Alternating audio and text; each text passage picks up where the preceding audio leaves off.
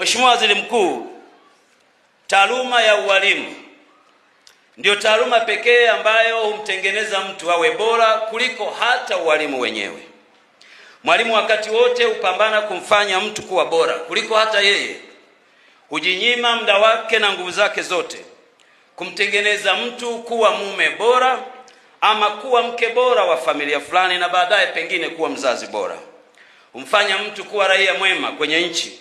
Zaidi sana humfanya kuwa mtumishi ama mfanyakazi ama mzalishaji mali bora wakati wote wa maisha yake. Hii ni taaluma ambayo tunaamini kuwa ni taaluma ya uumbaji wa pili. Baada ya mwanadamu kuzaliwa na wazazi wake, kazi ya pili ya kumuumba mwanadamu huendelea hapa duniani, na muumbaji huwa ni mwalimu. Mwalimu ndiye anayetoa mwelekeo wa maisha ya kila mtu, na ukiona jamii yoyote yenye ustaarabu na kustaarabika haihitaji kupiga ramli kujua nani chanzo chake, ni mwalimu ndio sababu yake.